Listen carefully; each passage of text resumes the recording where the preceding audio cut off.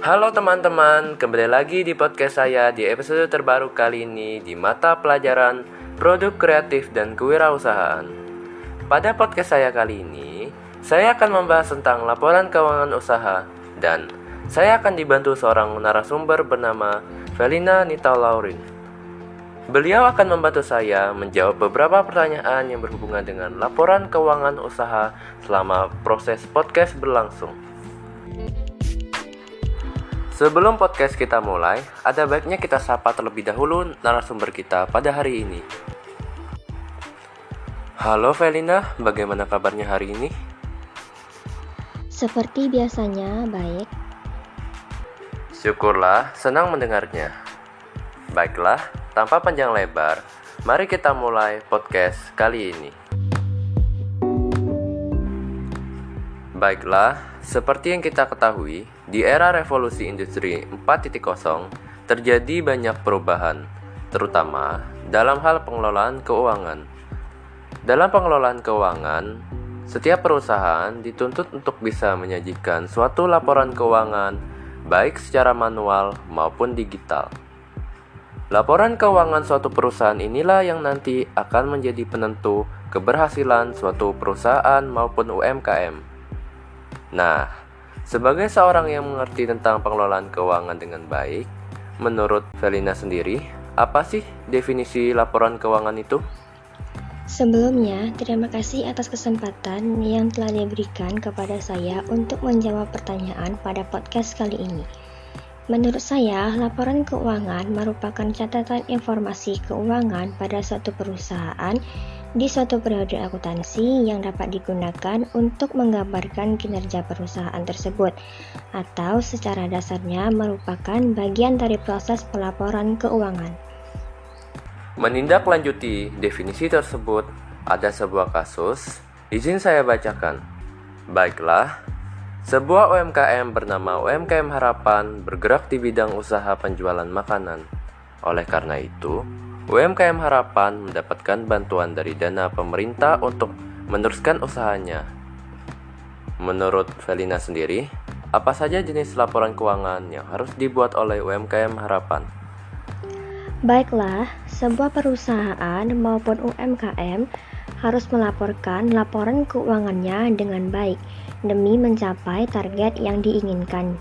Menurut saya, jenis laporan keuangan yang harus dibuat oleh UMKM Harapan adalah 1. Laporan laba rugi, 2. Laporan neraca, 3. Laporan arus kas, 4. Laporan perubahan ekuitas, 5. Laporan utang dan piutang, dan terakhir 6. Laporan persediaan. Namun, untuk laporan utang, piutang, dan persediaan sifatnya opsional. Setelah ditelusuri, ternyata ada beberapa permasalahan yang terkait dengan masalah ini. UMKM Harapan juga masih bingung, mengapa mereka harus membuat laporan keuangan? Kira-kira bisa Felina jelaskan alasan dan fungsi mengapa suatu usaha harus membuat suatu laporan keuangan?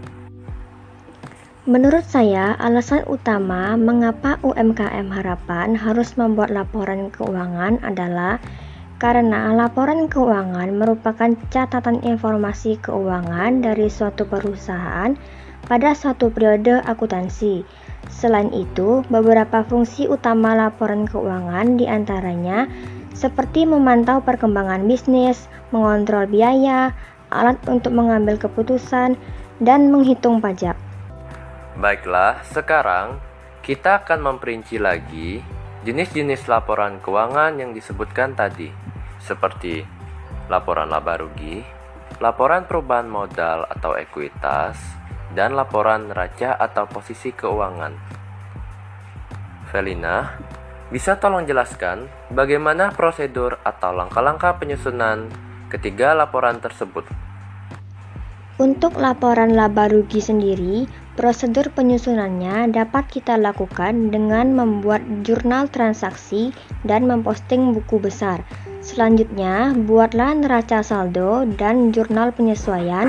Lalu terakhir, susunlah laporan laba rugi yang komponennya dihitung dari selisih antara total pendapatan dan beban biaya. Kedua, untuk laporan perubahan modal dapat kita susun dengan cara letakkan modal awal di akhir posisi atas laporan.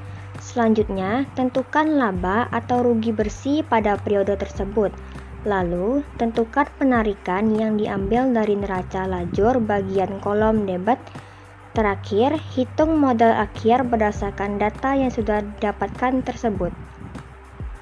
Nah, terakhir, untuk laporan neraca atau sering dikenal dengan laporan posisi keuangan, penyusunannya cukup mudah, yaitu dengan menentukan tanggal dan periode pelaporan, identifikasi aset dan kewajiban, selanjutnya hitung ekuitas pemegang saham, lalu terakhir tambahkan total liabilitas ke total saham dan bandingkan dengan aset.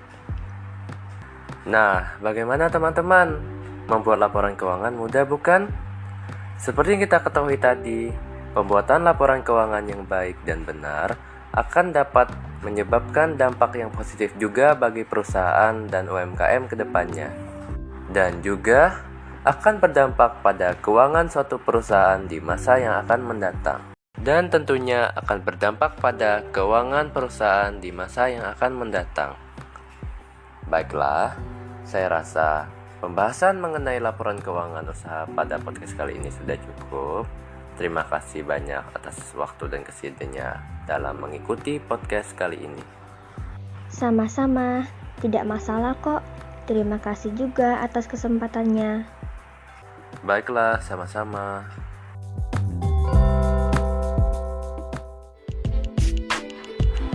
Baiklah teman-teman, saya sudahi dulu untuk podcast kali ini.